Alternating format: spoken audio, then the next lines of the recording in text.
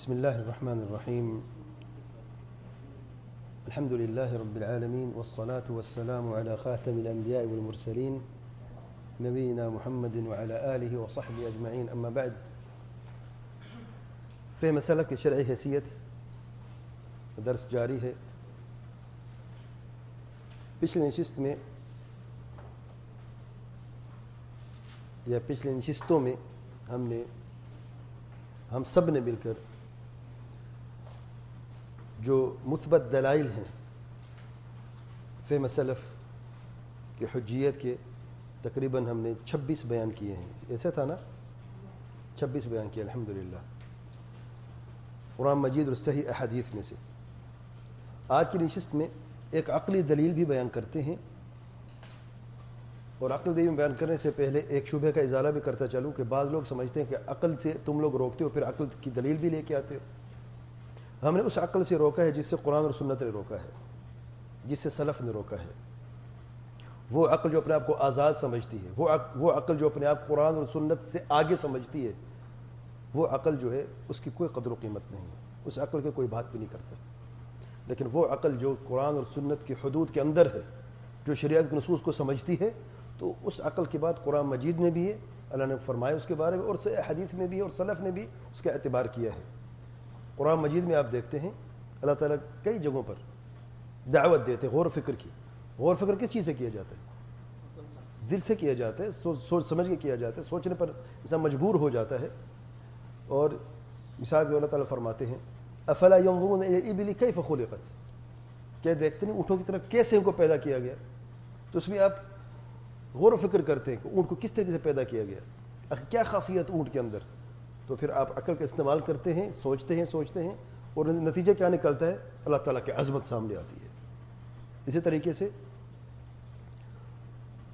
آج کل کے زمانے کلوننگ آپ نے سنی ہوگی. بعض لوگوں نے کہا بھائی انسان کو پیدا کر دیا. اور اس زمانے میں جو سب سے بڑی بات یہ ہے کہ دیکھیں سائنس اتنا ترقی کر چکی ہے، اب انسان پیدا کر رہی ہے. اندھے بہرے گونگے لوگ ہیں یہ. کہاں انسان کو پیدا کیا؟ زندہ انسان میں سے اس کو خلیے لے کے اس کو خاص طریقے سے ملا کے آپ نے انسان کو پیدا کیا. اللہ تعالیٰ کیا فرماتے ہیں؟ افرأیتم ما تمنون اانتم تخلقونه ام نحن الخالقون. جی، بعض لوگ سمجھتے ہیں کہ ہم بچے پیدا کرتے ہم ہی خالق ہیں.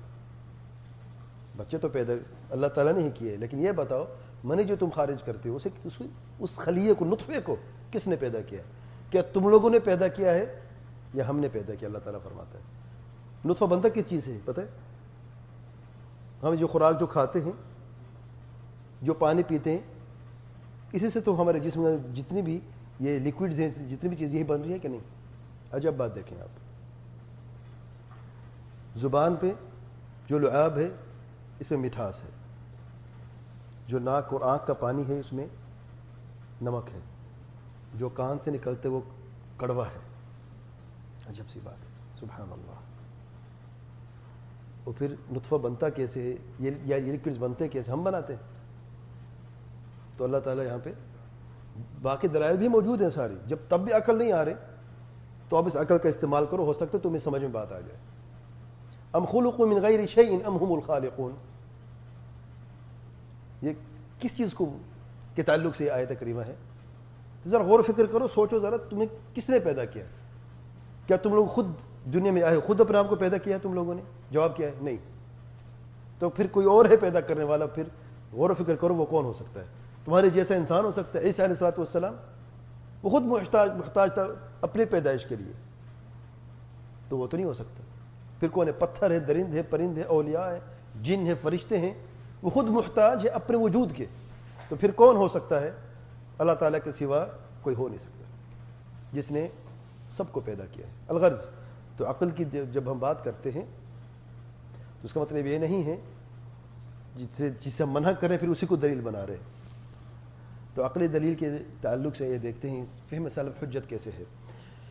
امام ابن القیم رحمۃ اللہ علیہ اعلام الموقعین میں فرماتے ہیں الوجہ الثالث والاربعون، یعنی 43واں جواب دے رہے ہیں یا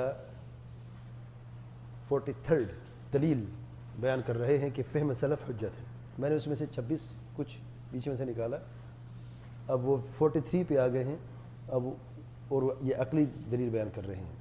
کہتے ہیں کہ صحابی جو ہے جب وہ کوئی قول کہتا ہے یا کوئی فیصلہ کرتا ہے یا فتویٰ دیتا ہے تو اس کے ایسے مدارک ہیں، یعنی اس کا ایسا علم حاصل کرنے کا ذریعہ ہے جس میں وہ خاص ہے، اور بعض ایسے مدارک ہیں، ذریعے ہیں جس میں ہم بھی ان کے شریک ہیں۔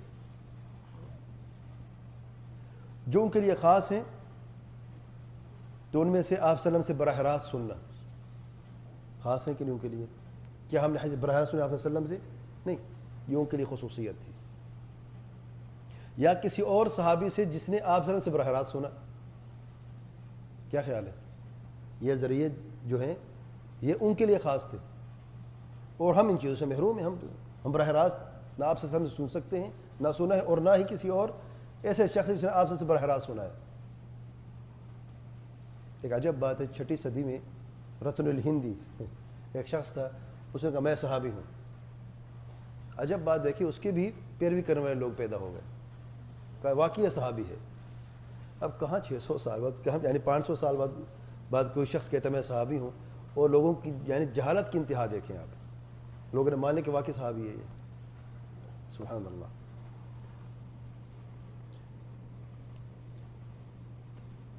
ابن القیم رحمۃ اللہ علیہ فرماتے ہیں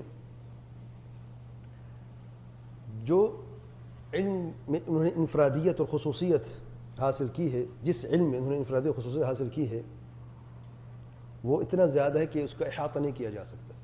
کسی صحابی کے علم کا احاطہ کوئی کر سکتا ہے کہ اس کا علم کتنا تھا؟ تو کیا حدیث وہ دلیل نہیں ہے کہ اس کا علم کتنا تھا؟ روایت الحدیث دلیل ہے؟ یعنی میں کہہ رہا ہوں، یعنی اگر کوئی راوی کوئی حدیث بیان کرتا ہے اس میں یہی علم ہے، بس اس کو بڑھ کر کوئی علم نہیں ہے اس کا؟ کیا خیال ہے؟ لازمی نہیں ہے۔ بارک اللہ فیک۔ اس سے کیا ثابت ہوتا ہے کہ جو کبار الصحابہ ہیں ان کی روایت، جن کی روایت کم ہے اس کا علم بھی کم ہے۔ اگر حدیث کی روایت معیار ہوتی تو حدیث کی کثرت روایت معیار نہیں ہے کسی صحابی کے علم کا، کہ اس کا علم کتنا زیادہ ہے۔ واضح بات ہے کہ نہیں؟ آگے مزید وضاحت آئے گی۔ امام صاحب فرماتے ہیں صحابہ کرام میں سے سب نے ہر اس چیز کی نہیں روایت کی جو انہوں نے سنی ہے۔ جو کچھ سیدنا ابوبکر صدیق نے سنا، سیدنا عمر فاروق نے سنا، یا کبار الصحابہ میں سے سنا، جتنا انہوں نے سنا ہے، آپ یہ دیکھیں کہ انہیں روایت کتنا کیا ہے۔ صدیق الامہ رضی اللہ عنہ نے تقریباً 100 حدیث کی روایت کیا ہے، بس اس سے بڑھ کر نہیں۔ اور یہ جان لیں، وہاں سے فرماتے ہیں کہ جاہلیت اور اسلام میں آپ صلی اللہ علیہ وسلم کے ساتھ تھے، یعنی نبوت سے پہلے، بعثت سے پہلے کون ساتھی تھے؟ ابوبکر صدیق رضی اللہ عنہ۔ یعنی آپ صلی اللہ علیہ وسلم سے زیادہ واقف کون تھے؟ سب سے زیادہ واقف سیدنا ابوبکر صدیق رضی اللہ عنہ۔ بعثت سے پہلے سے لے کے وفات تک سیدنا ابوبکر صدیق ساتھ رہے۔ اور امت میں سے سب سے زیادہ علم والے اپنے قول میں، اپنے فعل میں، اپنے ہدی اور سیرت میں کون ہے؟ ابوبکر صدیق۔ کس نے کہا؟ شیخ الاسلام ابن تیمیہ رحمۃ اللہ علیہ فرماتے ہیں منہاج السنہ النبویہ میں، فرماتے ہیں اہل سنت کا اجماع ہے کہ سب سے زیادہ علم والے نبی کریم صلی اللہ علیہ وسلم کے بعد ابوبکر صدیق ہیں، پھر ان کے بعد عمر بن الخطاب ہیں رضی اللہ عنہم، اور ایک سے زیادہ شخص نے اس اجماع کو بیان کیا ہے کہ ابوبکر صدیق جو ہیں اعلم الصحابہ کلہم، سب صحابہ سے زیادہ علم والے ہیں۔ امام صاحب کیا کہنا چاہتے ہیں؟ ابھی تک جو میں نے بات کی کیا نتیجہ اخذ کر رہے ہیں آپ لوگ؟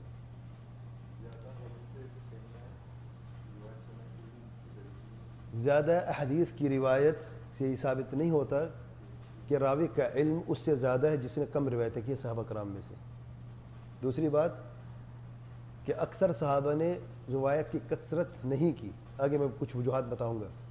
ان میں سے خلفاء اربعہ الراشدین المہدیین، جن کی گواہی آپ صلی اللہ علیہ وسلم نے خود دی ہے، جن کی سنت کو اپنانے کا حکم بھی دیا ہے، مضبوطی سے تھامنے کا، علیکم بسنتی وسنت الخلفاء الراشدین المہدیین من بعد عضوا علیہا بالنواجذ، حدیث گزر چکی ہے پچھلے درس میں. اور اس کے باوجود بھی کہ کم روایت سیدنا ابوبکر صدیق کی، سب سے زیادہ علم والے کون تھے؟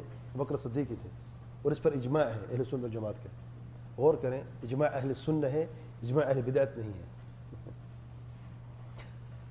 واپس آتے ہیں، ابن القیم رحمۃ اللہ آگے فرماتے ہیں اور اسی طریقے سے اکثر صحابہ ان کی روایت بہت کم ہے اس کی نسبت جو وہ سن چکے تھے آپ صلی اللہ علیہ وسلم سے اور جو کچھ دیکھ چکے تھے آپ صلی اللہ علیہ وسلم کو کرتے ہوئے. اور اگر وہ ہر اس چیز کو روایت کر دیتے جو انہوں نے سنا یا دیکھا تو سیدنا ابوبکر صدیق کی روایت پہ کئی گنا زیادہ روایت وہ پیش کر سکتے تھے، کیونکہ کہ وہ سیدنا ابو ہریرہ سے کئی گنا زیادہ روایت پیش کر سکتے تھے یا روایت کر سکتے تھے، کیونکہ سیدنا ابو ہریرہ نے صرف 4 سال آپ صلی اللہ علیہ وسلم کے ساتھ گزارے ہیں. 4 سالوں میں اتنی احادیث ہیں، تو جس نے آپ صلی اللہ علیہ وسلم کے ساتھ احادیث سے زیادہ زندگی گزاری ہے ان کی احادیث کتنی ہوں گی.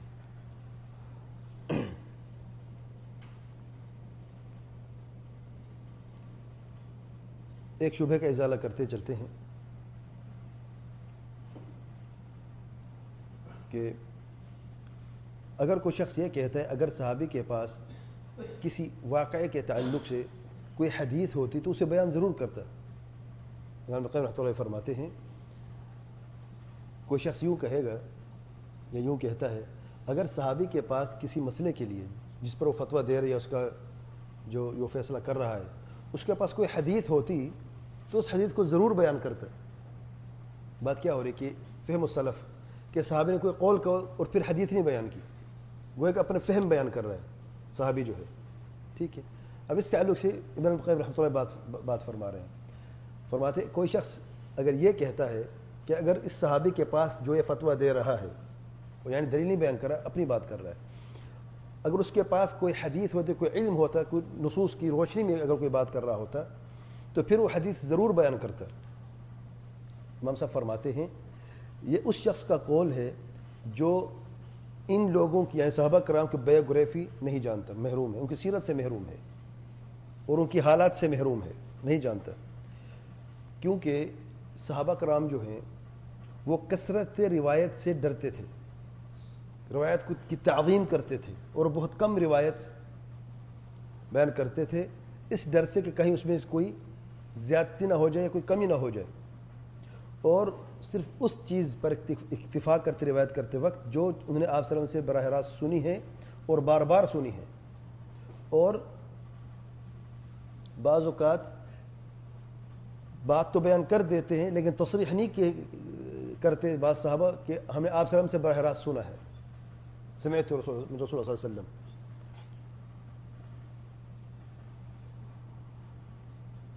اور اس کی مثال جو اہل حکم المرفوع میں ہے، مصطلح حدیث میں جو علم حدیث کے خاص ٹرمینالوجی کی کتابیں ہیں اس میں آپ دیکھیں بعض روایات پہ محدثین کہتے ہیں هذا فی حکم مرفوع، یہ روایت حکم مرفوع میں ہے. اگر جس روایت میں یہ نہیں کہ قال صلی اللہ علیہ وسلم، صحابی خود خبر دے رہا ہوتا ہے، تو یہاں پر صحابی نے نہیں کہا قال صلی اللہ علیہ وسلم، تو محدثین نے کیوں کہا کہ یہ حکم مرفوع یعنی آپ صلی اللہ علیہ وسلم ہی کا فرمان ہے، خاص جو امور مغیبات جو بات ہے جس کا جن مسائل کا تعلق ہے مغیبات سے. صحابی کو کہاں سے پتہ چلا بھائی؟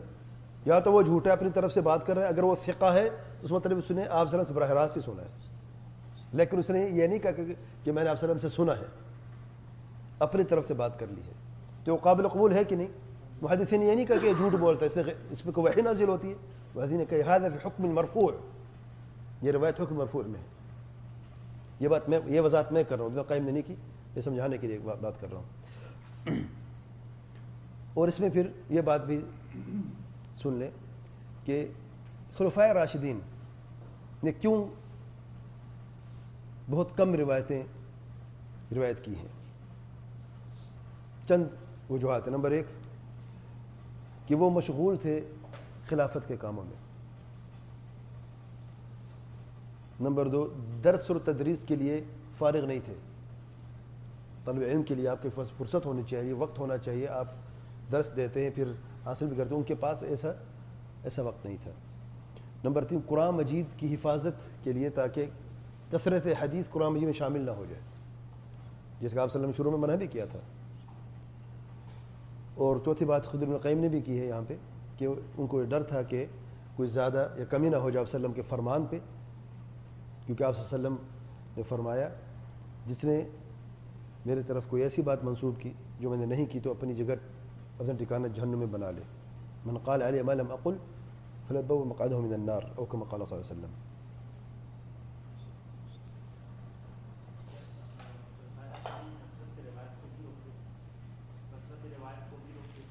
روکتے تھے، جی ہاں، کثرت سے روایت کو خود نہیں کرتے تھے اور دوسرے کی تحقیق کرتے تھے پہلے کہ آپ نے کون گواہی دیتے کہ اس نے آپ سے سنی ہے.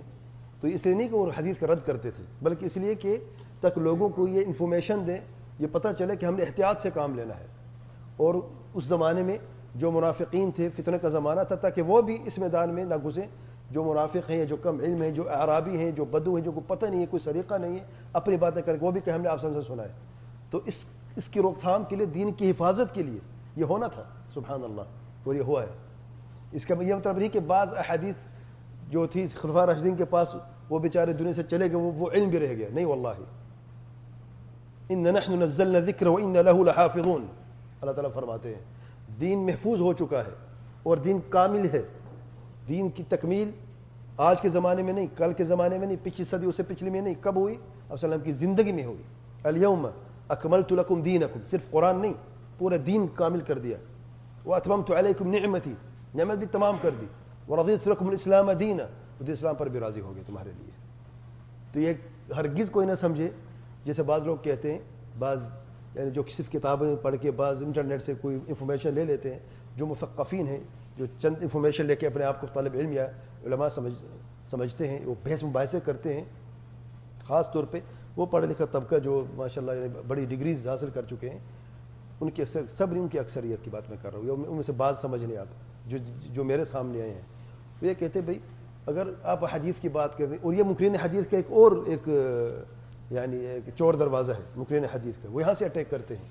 بھائی آپ حدیث کی بات کرتے ہیں، حدیث ابو بکر صدیق کتنی روایت کی حدیث کی؟ 100 سے زیادہ نہیں ہے.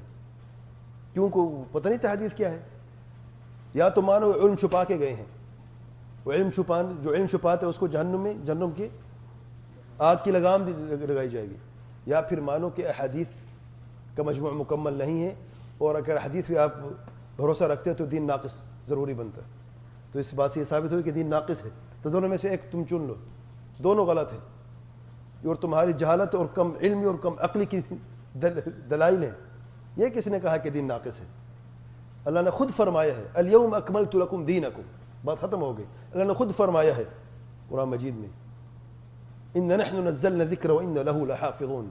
اور حفاظت کے لیے، قرآن کی حفاظت سے دین کی حفاظت، صرف اکیلے قرآن کی نہیں، یاد رکھیں.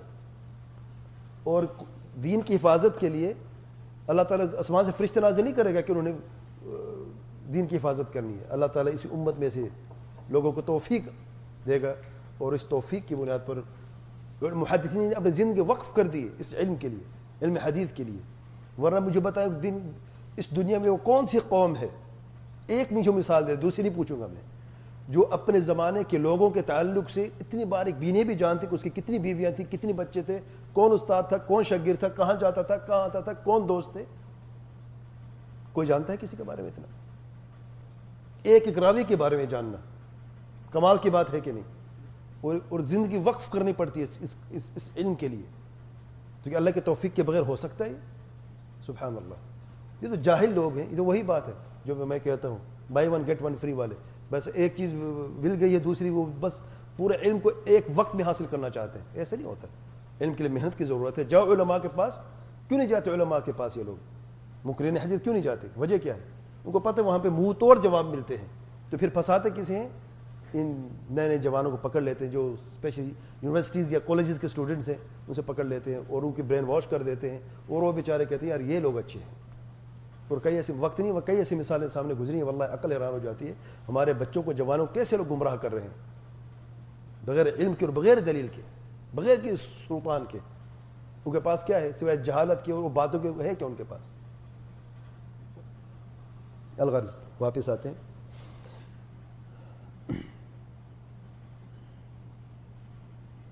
یہ چند وجوہات تھیں جن کی وجہ سے اکثر صحابہ نے اکثر روایات نہیں بیان کی، جس سے یہ معلوم ہوتا ہے کہ ان کے پاس علم تو تھا مسائل کا، لیکن روایات وہ نہیں بیان کرتے تھے. کیونکہ اور ایک اور وجہ یہ بھی ہے، 5ویں نمبر پہ 6 نمبر جتنی بھی ہے، کہ دوسرے صحابہ روایت کر رہے تھے تو وہ پھر وہ کیوں بار بار اسے روایت کرتے؟ بعض صحابی کرتے تھے، ایک متن کی حدیث کئی صحابہ نے کی ہے اور بعض اکتفا کر لیتے تھے. سب سے پہلی حدیث پتہ ہے صحیح بخاری میں انما الاعمال بالنیات، کتنے صحابہ نے روایت کیا؟ ایک صحابی نے، پکی بات ہے، دوسرا نہیں، تیسرا نہیں، صرف ایک صحابی نے. کس نے کی؟ سیدنا عمر بن الخطاب رضی اللہ عنہ نے. کیا باقی جو صحابہ تھے ان کو نیت کے بارے میں کوئی نہیں جانتے تھے؟ کیا خیال ہے؟ اس حدیث کا علم تھا کہ نہ تھا؟ روایت ملتی ہے؟ یا تو پھر یہ مانو کہ صرف نیت کے بارے میں سے سیدنا عمر فاروق جانتے تھے، باقی سارے صحابہ کورے تھے نعوذ باللہ، ان کی نیتیں تھی نہیں، وہ نیت کے بارے میں کچھ جانتے نہیں تھے، نیت کی اہمیت کیا ہے اور عمل سے نیت کا کوئی تعلق ہے کہ نہیں، کچھ نہیں جانتے تھے. ایک صحابی نے جانا ہے. کیا اس سے ثبوت مل سکتا کہ صرف ایک صحابی جانتا تھا؟ یہ جانتے تو بہت، ایک روایت پہ اتفاق کر لی، ثبوت ہے کہ نہیں؟ سبحان اللہ. آخری حدیث بھی اسی طریقے سے بخاری میں فرد حدیث ہے، کلمتان خفیفتان علی اللسان ثقیلتان فی المیزان، نہ اور بھی ہے، حبیبتان الی الرحمن، بارک اللہ فیک، سبحان اللہ وبحمدہ سبحان العظیم. یہ بھی اس روایت کو کہتے کیا ہیں؟ جس میں صرف ایک راوی ہو کم سے کم طبقے میں. فرد، احاد بھی، احاد کی کون سی قسم ہے؟ غریب بھی کہتے ہیں، فرد بھی کہتے ہیں. سبحان اللہ. تو کیا صرف ایک صحابی جانتا تھا اس ذکر کی فضیلت کو؟ سبحان اللہ. جس سے کیا ثابت ہوا کہ صحابہ کرام جانتے بہت زیادہ تھے، لیکن روایت میں محتاط تھے، اور جو وہ فتاوی دیتے تھے تو قرآن سنت کو روشنی بھی دیتے تھے. اس کا مطلب نہیں ہے کہ وہ معصوم غلطی نہیں کرتے تھے، جہاں پہ غلطی ہوتی تھی دوسرے تھے نشاندہی کرنے والے. اس لیے میں بار بار کہتا ہوں کہ اجماع صحابہ حجت، فہم سلف میں اجماع صحابہ اجماع سلف حجت ہے. آگے میں پورا کر لوں، اسی تعلق سے نوٹ کر لوں، تھوڑی سی بات رہیں گی پوری کر لوں. ابن القیم رحمۃ اللہ علیہ کی بات ابھی ادھوری، پوری کر لوں. پھر فرماتے ہیں تو جو فتویٰ صحابی دیتے ہیں اس کی 6 صورتیں ہیں. کتنی ہیں؟ 6 اوجہ. نمبر 1، انہوں نے آپ صلی اللہ علیہ وسلم سے براہ راست سنا، فتویٰ دیا، لیکن یہ نہیں کہا قال صلی اللہ علیہ وسلم. یا تو براہ راست آپ صلی اللہ علیہ وسلم سے اس مسئلے میں جو صحیح بات ہے وہ آپ سے براہ راست سنی، لیکن یہ نہیں فرمایا کہ قال صلی اللہ علیہ وسلم، اپنے طرف سے بات کر لی ہے. الثانی، دوسری صورت کہ ایسے صحابی سے سنی ہو جس نے آپ صلی اللہ علیہ وسلم سے سنا ہے. تیسری صورت، اس صحابی نے قرآن مجید کی آیت میں سے ایسی بات سمجھی ہے جو آج ہم پر مخفی ہو گئی ہے. وہ کیسے؟ کیونکہ ان کے جو مدارک تھے، جو ذریعہ تھے علم کا، ان میں وہ مختص تھے، اس زمانے میں موجود تھے. جب کوئی مسئلہ ہوتا، سب آیات کی اسباب النزول، جب قرآن کی آیت نازل ہوتی وہ ان کا حصہ تھے، وہ موجود ہوتے تھے تو ان کے سامنے نازل ہوتی تھی. اور اگر آپ صلی اللہ علیہ وسلم کوئی بات فرماتے تو صرف یہ نہیں جانتے کہ صرف بات کیا ہو رہی ہے، یہ جانتے کہ کس وجہ سے بات ہو رہی ہے. تو یہ ایکسٹرا علم ہے کہ نہیں؟ تو اس ایکسٹرا علم کی وجہ سے، زیادہ علم کی وجہ سے وہ بعض اوقات ایسے باتیں کرتے ہیں جو ہم سے مخفی ہو جاتی ہیں. یہ فہم کس لیے ہے؟ کیونکہ اس علم میں جو ان کے لیے خاص تھا، مختص تھے، اس میں ان کے لیے خاص تھا. کیا چیز؟ ہاں اچھا. تو ہم سب فرماتے ہیں کہ تیسری صورت یہ ہے کہ بعض صحابہ قرآن مجید کی کسی آیت میں سے ایسی فہم نکال لیتے جو آج ہم پر مخفی ہو چکی ہے. یعنی وہ سمجھ آیت میں سے ہم نہیں سمجھتے جیسے کہ انہوں نے سمجھا تھا، بیان کیا تھا. پھر ہم کیا کر دیتے؟ کہتے نہیں صحابی کا قول غلط ہے کیونکہ ہم نے نہیں سمجھا. یہ کیوں نہیں کہتے کہ صحابی کا قول ٹھیک ہے؟ کیونکہ قرآن سنت مخالف تو نہیں ہے. جب قرآن سنت کے مطابق ہے تو اس مطلب یہ ہے کہ انہوں نے جو سمجھا ہے وہ قرآن سنت کی روشنی میں ہی سمجھا ہے. چوتھی صورت فرماتے ہیں کہ اس مسئلے پر ان سب کا اتفاق اجماع تھا، لیکن وہ اجماع یعنی بات جس سب سے پہلے کی فتویٰ جس نے سب سے پہلے دیا، ہمیں نہیں پتہ کہ وہ کون تھا جس نے سب سے پہلے بات کی. کسی مسئلے میں کسی صحابی نے فتویٰ دے دیا، بات کی، وہ بات اتنی معروف مشہور ہوگی کہ سب نے خاموشی اختیار کو، سب نے اس مسئلے کو جان لیا. ہمیں پتہ ہے کہ کس کا قول تھا شروع میں. مسئلہ تو مشہور و معروف ہے کہ فتویٰ یہ ہے، لیکن کس کا ہے پتہ ہے؟ یہ پتہ نہیں ہے. ٹھیک ہے نا. تو امام صاحب فرماتے ہیں چوتھی صورت یہ ہے کہ وہ فتویٰ جو دے دیا گیا ہے اس پر ان کا اتفاق ہو، اجماع ہو، لیکن ہماری طرف یہ نہیں بات پہنچی کہ کون تھا ان میں سے یہ بات کرنے والا. کیوں؟ وجہ کیا؟ کیونکہ اتنا مشہور ہو چکے پتہ نہیں چلا کہ مجھ سے کہنے والا کون ہے. پانچویں صورت کہ اس صحابی کے کمال علم، لغت، دلالت الالفاظ، جیسے کہ وہ ان میں سے مختص تھے ہم سے، اور ایسے قرائن، بلند قرائن جو خطاب کے ساتھ موجود تھی، جو براہ راست انہوں نے سنا ہے، یا بعض ایسے مجموع امور جو انہوں نے آپ صلی اللہ علیہ وسلم کے ساتھ زیادہ عرصہ گزارنے سے ان کو ایک بیک گراؤنڈ ملا ہے سمجھ کا، اس کے ہوتے ہوئے، اور آپ صلی اللہ علیہ وسلم کو براہ راست مشاہدہ آپ اپنے آنکھوں سے کچھ افعال کرتے ہوئے، اور آپ صلی اللہ علیہ وسلم کی سیرت کا حصہ بنتے ہوئے، اس پہ گہری نظر رکھتے ہوئے، اور آپ صلی اللہ علیہ وسلم کے کلام اور اقوال سمجھتے ہوئے، اور اس سے کیا بنتا ہے؟ ایک مجموعہ بن جاتا ہے ان سارے چیزوں کا. اس مجموعے کی بنیاد پر، اور اس کے ساتھ یہ بھی امام صاحب فرماتے ہیں کہ شہود تنزیل الوحی، وحی کے نازل ہونا ان کے زمانے میں تھا. خود جانتے تھے کہ آپ صلی اللہ علیہ وسلم بعض اوقات خاموشی اختیار کرتے تھے تو وحی نازل ہوتی پھر جواب دیتے تھے. تو گویا کو یہ بھی پتہ ہے کہ وجہ کیا تھی. یہ صرف یہ نہیں کہ صرف یہ آیت کیوں نازل ہوئی ہے، اس کی وجہ بھی جانتے تھے. کون وجہ بنا تھا وہ صحابی کو بھی جانتے تھے. جیسے صورت مجادلہ کی ابتدائی آیات، ٹھیک ہے نا، کہ ظہار ہوا تھا، کس نے ظہار کیا، پھر اس کے کیا بات ہوئی، ٹھیک ہے نا. یہ تو صحابہ کرام میں یہ بات معروف اور مشہور تھی. تو اس سے یہ ثابت ہے، امام صاحب فرماتے ہیں کہ انہوں نے ایسی چیز سمجھی ہے جو آج ہم نہیں سمجھ سکے ان چیزوں کے ہوتے ہوئے. امام صاحب فرماتے ہیں پانچوں چیزیں جو گزر چکی ہیں، اس سے ثابت ہوتا ہے کہ ان کے فتویٰ حجت ہے جس کی اتباع واجب ہے. امام قیم رحمۃ اللہ علیہ فرماتے ہیں ان پانچوں امور سے جو ان کے لیے خاص تھے، جو گزر چکے ہیں، اس سے ثابت ہوتا ہے کہ فہم سلف جو ہے حجت ہے، اور ان کی ان مسائل میں ایسی باتوں پہ کی اتباع کرنا واجب ہے.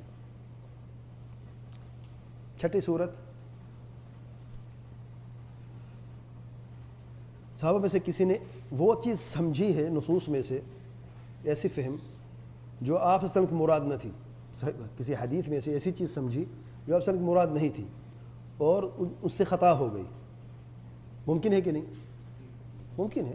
یہ چھٹی صورت ہے کہ اس سے خطا ہو گئی، اور مراد وہی تھی جو صحیح مراد ہے، وہ نہیں تھی جو اس صحابی نے بیان کی ہے. اس صورت کی بنیاد پر اس کا قول حجت نہیں ہوگا، اور یہ قطعاً معلوم ہو چکا ہے کہ 5 کا احتمال جو ہے وہ اس ایک صورت پر غالب ہے. ایک صورت یہ ہے کہ انہوں نے غلط سمجھا ہے، 5 صورتیں ہیں کہ انہوں نے صحیح سمجھا ہے، اور ایک کا وقوع الاغلب الظن جو ہے وہ ان 5 کے سامنے جو ہے قطعی طور پر فرماتے ہیں کہ درست نہیں ہے، اور اس پر کوئی عقل مند شک بھی نہیں کر سکتا. اس لیے میں نے کہا یہ عقلی دلیل ہے، 6 پاسبلٹیز کی بات ہو رہی ہے. امام صاحب فرماتے ہیں کوئی عقل مند شخص اسے ڈینائی نہیں کر سکتا، اس پہ شک نہیں کر سکتا، اور اس سے یفید ظنا غالباً، غالب ظن اس سے ملتا ہے. 5 اور ایک پاسبلٹی تو ہے، تو پھر 100% یقین تو نہ رہا نا. 5 سامنے ایک ہی اندیشہ تو ہے، تو پھر یہ کیا ہوگا؟ غلبۃ الظن ہو جاتا ہے، یقین نہیں ہوتا. ایسے ہوتا ہے نا. اچھا، فرماتے ہیں غلبۃ الظن ہو جاتا ہے، یعنی ظن غالب. اور جو صحیح بات ہے وہ ظن غالب کو لیا جاتا ہے، نہ کہ اس کو لیا جاتا ہے جس میں شک ہو. اور شریعت میں سے جو چیز مطلوب ہے، امام صاحب فرماتے ہیں ظن غالب اور اس پر عمل مطلوب ہے، وہی متعین ہے، اور یہی چیز کافی ہوتی ہے۔ کیا ظن غالب بھی علم ہوتا ہے؟ بعض لوگ کہتے ہیں ظن تو ظن نہیں ہوتا ہے، گمان ہوتا ہے، اور گمان تو جو کفر ہے شریعت پہ گمان کرنا، میرے بھائی ظن دو قسم کے ہیں۔ ان بعض الظن اثم، یہ بدگمانی ہے، یہ گناہ ہے۔ شریعت میں ظن کا مطلب شک بھی ہے، اور شک کرنا کفر ہے شریعت پہ، لیکن ظن کا مطلب یقین بھی ہے۔ اور عجب بات دیکھیے کہ غلبۃ الظن کو علم بھی کہا گیا ہے، مزے کی بات دیکھیے آپ، علم یقینی بھی کہا گیا ہے۔ کسی کے پاس کوئی ثبوت ہے؟ یہ تو دلیل ہے کہ ظن کا مطلب یقین ہے۔ انی ظننت انی ملاق حسابیہ، مجھے یقین تھا کہ میرا حساب ہونا ہے، یہ تو یقین کی بات ہو رہی ہے۔ میں یہ کہہ رہا ہوں کہ علم، ظن غالب کو علم کہا گیا قرآن مجید میں، اللہ تعالیٰ نے خود فرمایا کہ ظن غالب علم کے برابر ہے۔ اللہ تعالیٰ فرماتے ہیں فَإِنْ عَلِمْتُمُهُنَّ مُؤْمِنَاتٍ فَلَا تَرْجِعُهُنَّ إِلَى الْكُفَّارِ، جب تمہیں معلوم ہو جائے کہ مومن ہیں، مومنہ عورتیں ہیں، تو پھر ان کو واپس کافروں کی طرف نہ لوٹاؤ۔ کسی کے بارے میں جاننا کہ کتنا ایماندار ہے، یقینی ہے، یہ ظن غالب ہے۔ سبحان اللہ۔ تو ظن غالب کے بارے میں اللہ نے کیا فرمایا ہے؟ عَلِمْتُمُوهُنَّ مُؤْمِنَاتٍ، تو اس سے یہ ثابت ہوتا ہے کہ ظن غالب بھی علم ہوتا ہے۔ سورۃ الممتحنہ میں ہے۔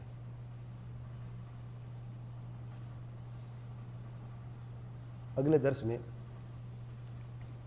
فہم سلف کے بغیر قرآن و سنت کو سمجھنے کا کیا صحیح طریقہ ہے۔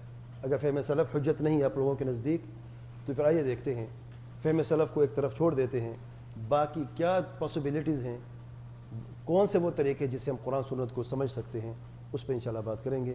واللہ اعلم، سبحانک اللہم وبحمدک، اشہد ان لا الہ الا انت، استغفرک واتوب الیک۔ اچھا، سوال کیا تھا؟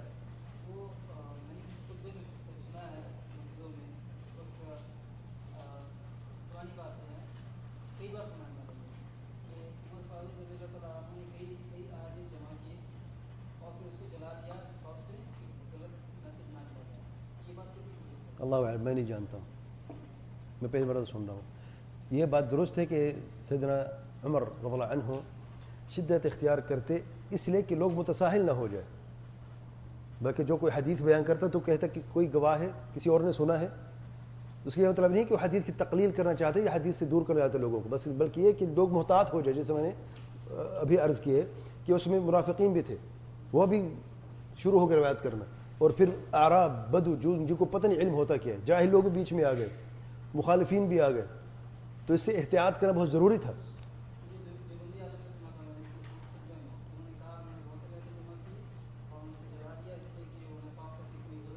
نہیں دیکھیں، ایک چیز، ایک بات میں اور بتا دوں کہ دیوبندی ہو یا حنفی جو متعصبین ہیں، وہ لوگ کیا کرتے ہیں، اہل حدیثوں کے خلاف، جو حدیثوں کی بات کرتے ہیں تو پھر وہ آئے دن نئی بات لے کے آتے ہیں کہ کسی صحابی نے حدیث کو جلا دیا تھا، جمع کیا ہے، پھر ان کو جلا دیا۔ کیوں جلا دیا بھائی؟ ہاں اگر ان میں کوئی غلطی ہے اور سارے من گھڑت روایت ہے تو جلا دے تو کوئی حرج نہیں، لیکن یہ مطلقاً نہیں کہنا کہ حدیث کو جلا دیا۔ نہیں، یہ بات غلط ہے، بالکل بالکل غلط ہے۔ واللہ اعلم، سبحانک اللہم وبحمدک۔ بتایا ہے کہ حضرت ابوبکر صدیق کا علم جو ہے وہ اجماع ہے، اجماع صحابہ ہے، لیکن ہم نے پڑھا ہے کہ حضور صلی اللہ علیہ وسلم نے فرمایا کہ میں علم کا شہر ہوں اور حدیث کا دروازہ ہے۔ یہ حدیث کس کے تعلق سے؟ علم کے بارے میں۔ ہاں ہاں، میں علم کا شہر ہوں، علی رضی اللہ تعالیٰ عنہ اس کا دروازہ ہے۔ دیکھیں صحابہ کرام کے تعلق جب بھی کوئی بات ہوتی ہے ان کے علم کے تعلق سے یا تقوی کے تعلق سے، تو پھر اس میں کوئی شک نہیں کہ سارے کے سر بلند درجے پر فائز تھے، لیکن جب ہم کمپیریزن کرتے ہیں سب سے زیادہ کون، پھر بعد میں کون، پھر بعد میں کون، پھر بعد میں کون، تو اجماع اہل سنت جماعت کے اجماع کی بات کروں، یہ اجماع نقل کیا ابن تیمیہ رحمۃ اللہ علیہ نے نہج السنہ نبویہ میں نے حوالہ بھی دیا ہے۔ وہ کہتے ہیں اجماع اہل سنت ہے کہ اعلم الصحابہ ابو بکر صدیق، سب سے زیادہ علم ابو بکر صدیق کو تھا۔ اور پھر آپ دیکھ رہے ہیں اس کے ثبوت بھی ملتے ہیں، جہاں پر صحابہ حیران و پریشان تھے، مسئلہ حل کس نے آ کے کیا ہے؟ مثالیں آتی ہیں کہ نہیں؟ مثالیں، آپ صلی اللہ علیہ وسلم کی وفات ہوئی، کس نے مسئلہ حل کیا؟ قرآن سنت موجود تھی کہ نہیں؟ سن عمر فاروق دیکھیں کتنی عظیم صحابی ہیں، عالم صحابی ہیں، لیکن جذبات میں آ کے کیا کہے بیٹھے؟ جس نے یہ کہا کہ محمد وفات پا چکا ہے، میں اسے سر قلم کر دوں، قتل کر دوں گا میں. محمد وفات نہیں پائے، مر نہیں چکے. وہ تو اللہ تعالیٰ سے صرف ملاقات کے لیے گئے، جیسے موسیٰ علیہ السلام گئے تھے کوہ طور پر، واپس آ جائیں گے. جس نے یہ کہا کہ آپ سلام مر چکے، میں سر قلم کر دوں گا اس کا میں. ابو بکر صدیق آئے، سمجھایا، نہیں سمجھ لے لوگ بڑا عجیب سا عالم ہے. کہاں گئے؟ ممبر رسول، جہاں پہ آپ سلام کھڑے ہوتے ممبر پر چلے گئے. ثابت قدمی دیکھیں آپ، یعنی بہت مشکل وقت ہے اور شدید آزمائش ہے، اور سب سے پیاری شخصیت کی پورے کائنات میں، دنیا میں سے سب سے زیادہ پیار آپ سلام کو کس سے تھا؟ آپ سلام سے خود پوچھا گیا آپ کو کون پیار ہے؟ فرماتے عائشہ. مردوں میں سے ابو بکر صدیق. اگر آپ سلام خود گواہی دے مجھے سب سے پیارے ہیں تو ابو بکر صدیق کو کون سب سے پیارا تھا؟ آپ سلام کے سوا کوئی تھے؟ لیکن بات جذبات کی نہیں ہے، بات علم کی ہے، اور علم کی بات ہم کر رہے ہیں. کیا کہتے ہیں؟ جو محمد کی عبادت کرتا تھا، یہ دیکھیے، یہ نہیں فرمایا محمد، یہ نہیں فرمایا رسول اللہ، یہ نہیں فرمایا نبی اللہ. کہہ سکتے تھے کہ نہیں؟ علم دیکھیں آپ. جو محمد کی عبادت کرتا تھا تو محمد وفات پا چکے ہیں صلی اللہ علیہ وسلم. اور جو اللہ تعالیٰ کی عبادت کرے تو اللہ تعالیٰ حی ہے، ہمیشہ زندہ ہے. یہ ثابت قدمی ہے کہ نہیں؟ علم ہے کہ نہیں؟ یہ فہم ہے کہ نہیں؟ یہ فہم سلف ہے کہ نہیں؟ اور پھر دلیل کے طور پر کون سی آیت پڑھی؟ افإن مات أو قتل انقلبتم على أعقابكم، کہ آپ وسلم جب وفات پا جائے یا انہیں قتل کر دیا جائے کیا تم ایڑی کے بل پیچھے ہٹ جاؤ گے؟ سبحان اللہ. تو سیدنا عمر فاروق فرماتے جب یہ آیت پڑھی تو پھر میں نے یوں سمجھا، میں نے پہلی مرتبہ یہ آیت پڑھی ہے. جذبات غالب تھے، شدید صدمہ تھا. اللہ ہم سب کو ہر آزمائش سے محفوظ فرمائے. بعض آزمائشیں آتی ہیں پہاڑ ہل جاتے ہیں. سیدنا عمر فاروق علم کے پہاڑ تھے. لیکن میں یہ بتا رہا ہوں کہ بات ابو بکر صدیق کی ہو رہی تھی کہ وہ آپ سے وفات میں مسئلہ کس نے کیا؟ ابو بکر صدیق نے. علم تھا. دفن کے معاملہ ہے، آپ وسلم کو دفن کرنے کا کس نے مسئلہ حل کیا؟ کس کے پاس علم تھا؟ گویا کہ علم تو تھا لیکن اسے بیان کیا تھا، ضرورت نہیں تھی بھائی. انبیاء وہیں پہ دفن ہوتے ہیں جہیں پر وہ وفات پاتے ہیں. اب اس حدیث کو بیان کرنے کی کوئی ضرورت تھی؟ کہاں بیان کرتے اس کو؟ لیکن جب وقت آئے بیان کیا کہ نہ کیا؟ چھپائے علم کو؟ بیان کیا کہ نہیں کیا؟ بیان کیا. حدیث ہے، آپ وسلم کا فرمان ہے. خود فرمان، میں نے آپ وسلم کو فرماتے ہوئے سنا کہ نبی کی جہاں پر وفات ہوتی وہیں پہ دفن کر دیا جاتا ہے. تو اجتہاد کہاں ہے؟ تو آپ وسلم کا فرمان ہے، حدیث ہے. اور اس میں اہل سنت کا اجماع ہے کہ پہلا نمبر ہے سیدنا ابو بکر صدیق کا، دوسرا نمبر ہے سیدنا عمر بن خطاب رضی اللہ عنہ کا، تیسرا ہے سیدنا عثمان بن عفان رضی اللہ عنہ کا، چوتھا نمبر ہے سیدنا علی بن ابی طالب رضی اللہ عنہ کا. دوسرا تیسرا چوتھا ہونے میں مطلب یہ نہیں کہ وہ بالکل پیچھے ہیں کہ ان کا کوئی فائدہ نہیں واللہ. چوتھے نمبر میں کوئی قباحت نہیں ہے ان تینوں کے سامنے، یا تیسرے میں کوئی قباحت نہیں ان دونوں کے سامنے، یا دوسرے میں کوئی قباحت نہیں ہے پہلے کے سامنے. بلکہ اگر دروس میں انشاءاللہ آئے گا کہ خود صحابہ گواہی دیتے تھے کہ ہم دیکھتے تھے آپ صلی اللہ علیہ وسلم ابو بکر عمر آئے، آپ صلی اللہ علیہ وسلم ابو بکر عمر گئے، آپ صلی اللہ علیہ وسلم ابو بکر عمر ایک ساتھ ہیں. تو کیسے ممکن ہے بھائی؟ جس کا نمبر پہلے آپ صلی اللہ علیہ وسلم کے بعد اس کو دوسرا تیسرا کیا جاتا. کیا خیال ہے؟ ایک چھوٹی سی مثال دنیاوی دیتا ہوں میں. کوئی بھی شیخ یا استاد ہے، اس کے قریبی دوست ہوتے ہیں کہ نہیں پرانے، اور ہر بندہ جانتا ہے کہ اس شیخ کے بعد اس کا جو کبار الطلاب ہے وہ کون اس کی جگہ لے گا. اگر شیخ صاحب جو ہے 10ویں 5ویں چوتھے کو کھڑا کر کے پہلے نمبر پہ لے کے آئے، سب مان جائیں گے یا آپس میں اختلاف ہوگا ان کا کہ نہیں؟ ناگواری ہوگی کہ نہیں ہوگی؟ مسئلہ ہوگا کہ نہیں ہوگا؟ کیونکہ جو چیز واضح ہے سب کے سامنے اس کو تبدیل کرنا جو ہے وہ استاد کے بس کی بات بھی نہیں ہوتی. سبحان اللہ.